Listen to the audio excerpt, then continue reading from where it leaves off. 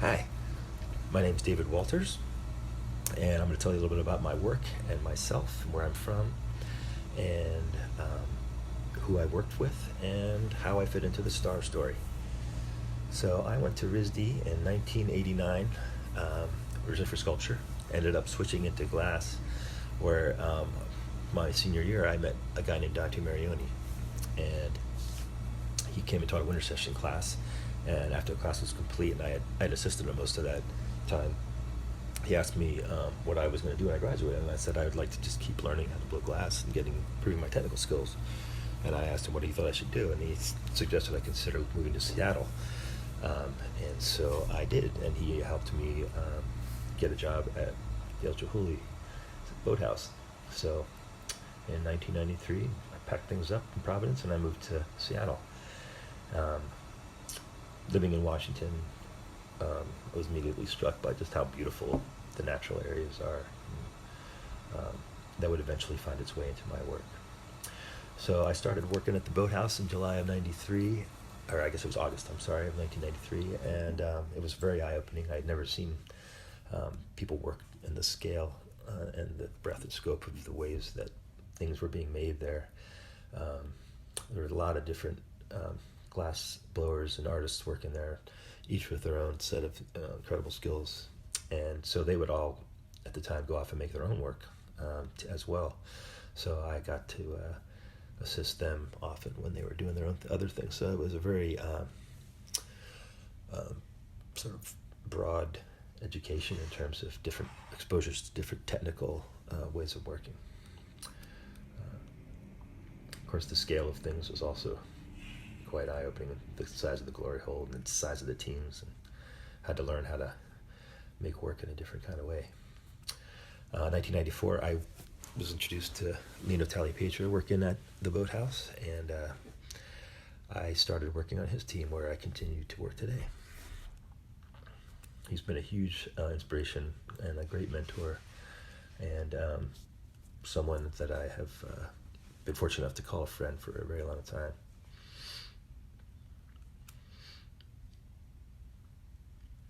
You can see sort of the size of the things we make. They range, but some of them have become quite large. I've never known anybody with the kind of energy and the passion that Lino has. He is an engine like no other. He's 86 years old now, and he's still going stronger than any other person of that age that I've ever seen. There's a couple more working shots. I've had the good fortune also of traveling a little bit to teach, and I had wanted to taught at school in Toyama, Tiga. I think this was back in 2013. I've also gone to Australia a couple of times.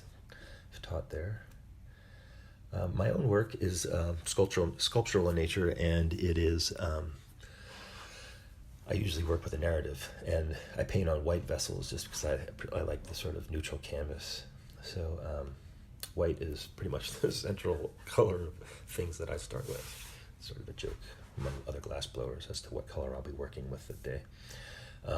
Most of the, if you want to call it ornamentary qualities, come on after when I paint the work. And I use a pen and ink style.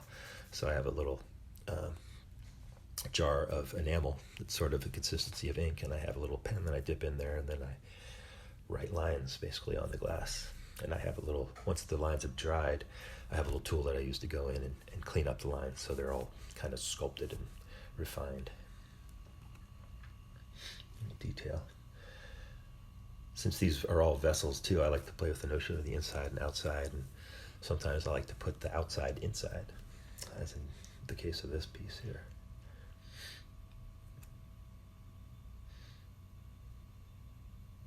Details. I work from children's fairy tales, and often because they're pretty accessible, everybody has some relationship, more or less, at least especially in the Western world, at least, with these traditional fairy tales. So I like to use the symbols in these stories as a way to tell my own story, but using a narrative that's not so direct. So there's lots of hidden meanings, and if you like, it's sort of in the symbolism of things.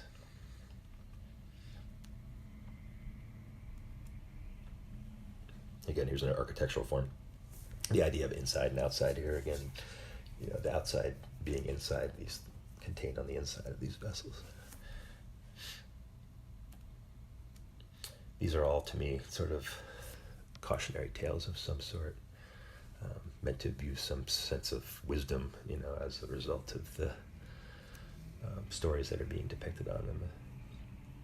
This being the loss of innocence when you leave home, and how it changes you, and home is never the same as a result of you being different too.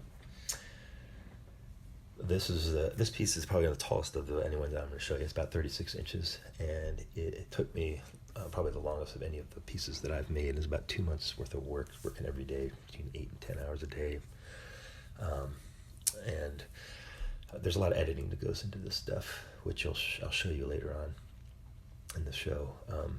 You can see what I take away sometimes, which never reveals itself in the final piece, but I know what's on there and what's not there anymore, so give you an idea of why things can take a long time sometimes. But I use a pointillistic style to achieve tone and depth, and it's a very sort of painstaking way to get a tonality. The traditional way to do it is the grisaille technique when you paint on glass, which is a reductive process using a stiff bristle brush, and it's beautiful if you know how to do it. It's hard to do on forms that bend and arc, and to get a matte, it's really difficult on some of these forms. So I just choose to do it this way, which takes a long time, but I think the result is really nice. It gives you a dimensionality too when the dots reflect off the white membrane through the clear glass on the outside. It gives you sort of a sense of depth and that reflected shadow, which is hard to photograph, but really nice when you're standing in front of it. So this is another autobiographical piece here. This piece is probably about 23 inches wide by 16, 17 inches tall, maybe. I like the flat pieces because it gives you sort of like two acts to a play, and each side can play off each other in a way that's sort of independent but related at the same time. So,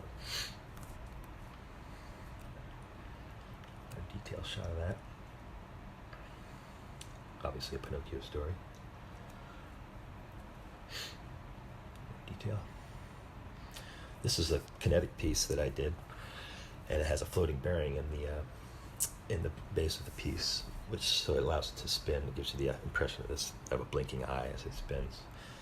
And this is the piece I was talking about that has, I'll show you how much editing happened on this one. This is a detail. It's actually my eye that I drew.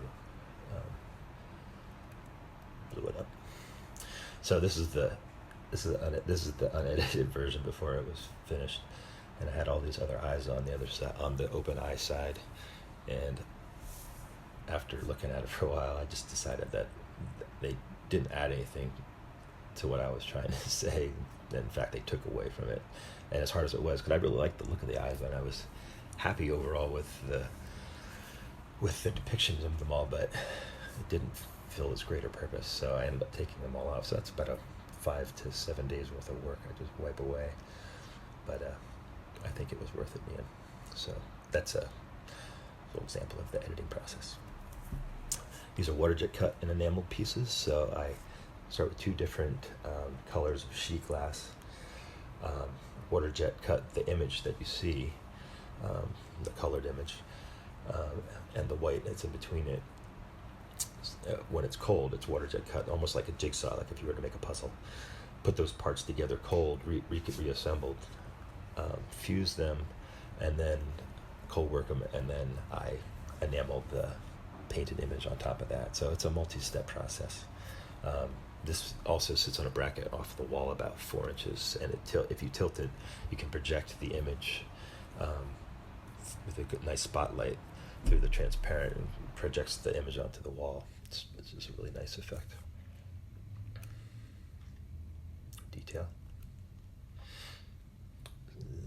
Other end of these pieces were based on the seasons of the 4 seasons and the 4 times a day seasons of our life. Detail. I did a series of cars, which are consequence of desire, basically, right? Was the idea. these things. So the impulse is on the top, what's driving, the motivation that drives the car. And the bottom of the car is the unseen circumstance of that impulse or that ambition, the consequence.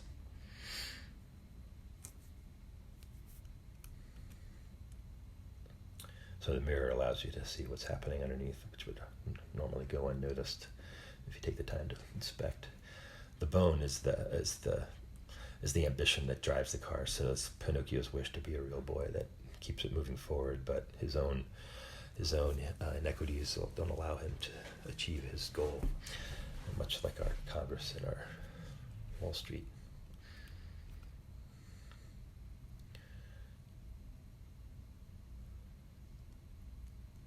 Details.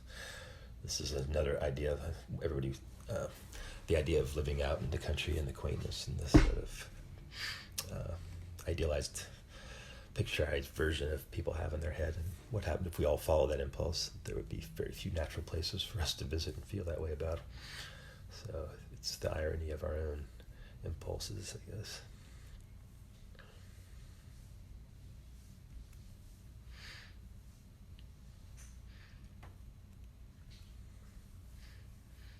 Same idea with this piece, based on the Monopoly board and the Mad Hatter and the I'll go forward here a second.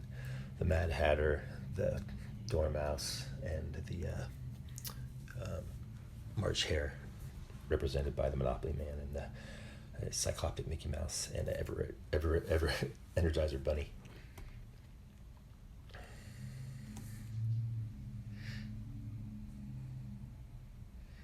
Go back to the slides here. So the image on the left, right here is the boy's looking down at his house, which is about to be overrun by a tornado. And in the middle distance is the Deepwater Gulf Horizon rig that sank in the Gulf. And behind that, as you go up, is the tsunami about to overtake Fukushima. And the very top is the Icelandic volcano that erupted. And this all happened in the same calendar year as 2008. And so this little boy sitting on the berm contemplating his future, looking at all the things that are happening around him while everybody's marching around the Monopoly board trying to make themselves rich.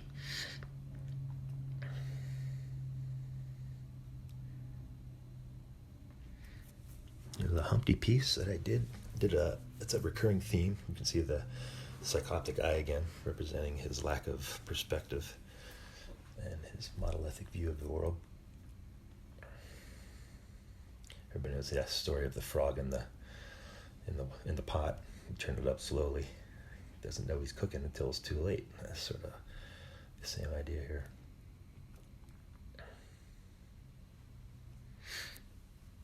Here's a couple teapots. I like to play with the tongue-in-cheek use of the word tea in the titles of my work, so I think a little sense of playfulness. This one's pretty just a fun piece.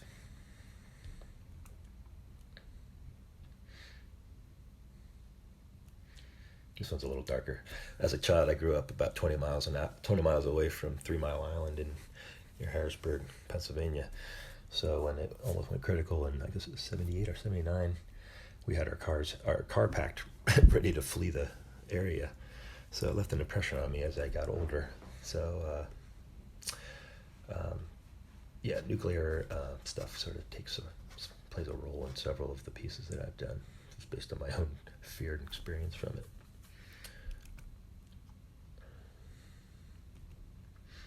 Details.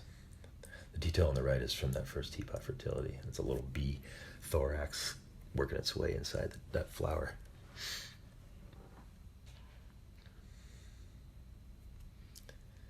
I did a couple of pieces that were sort of based on balloon animals. And this one is a pre-Columbian Mickey Mouse theme, that if Disney was to go down to the Yucatan and make a theme park in the Mayan, like in Chichen Itza or something, they would just mow down the original temple and place for a more conveniently maintainable Disneyized, westernized version. And this is sort of my idea of what that sort of pre-Columbian Mickey Mouse might look like.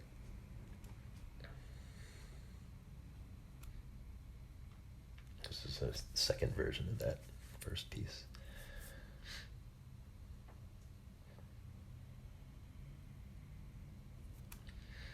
These are a couple of smaller pieces here. This is the piece in the taller of the two pieces there is probably only about 8 inches tall, so it gives you an idea that egg is only maybe a little bit bigger than a goose egg in size. The small pieces are fun, different sensibility. Another one. Pinocchio's got a mirror on the end of his neck, which is what Humpty's seeing himself in there. And it's sort of how we're all starting to see ourselves and fight these inner demons.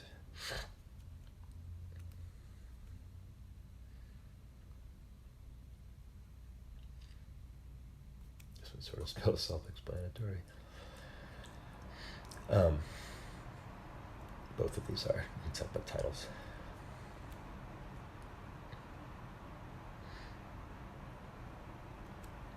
Again, this one goes back to my experience as a child, growing up near 3 Mile Island, a little satirical, sort of comical way of looking at it. Funny, but not funny.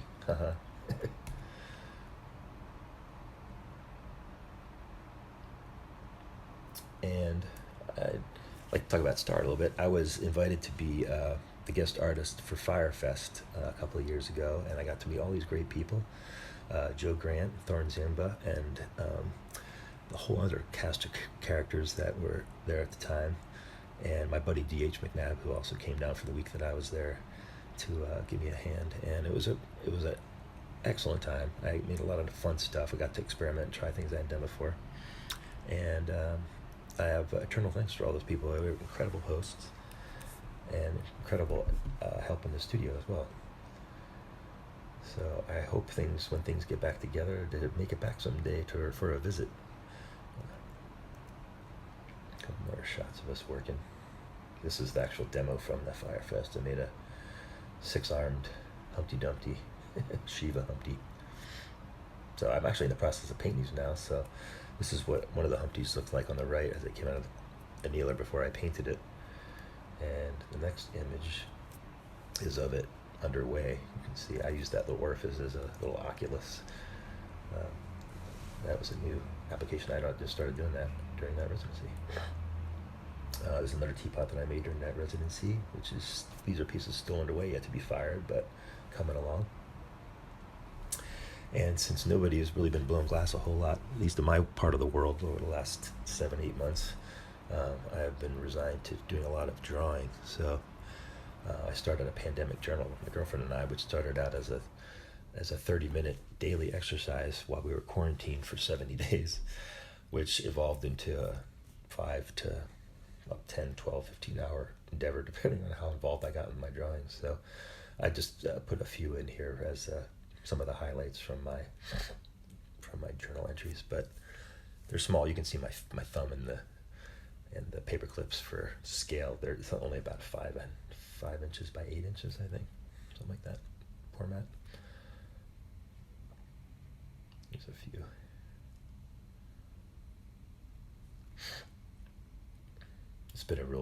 It's been a stress reliever to have something to keep my eyes and my hands busy during all this slow time.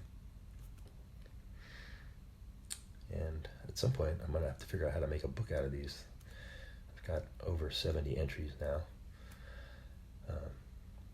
And I've got more I'd like to do. I think I've got 5 more pages left in this journal before it's completely full. So, getting down to the wire. And I have done a couple of them that are now pen and inks, and the next one is one of them. And eventually it'd be great to have all of these in this sort of format, because they're much easier to reproduce. But we'll see what the future bears. Anyway, thank you very much for your time, and thank you, Star, for this opportunity and for all your help in the past. And best of luck to everybody. Be safe, stay well, and stay healthy. Thanks.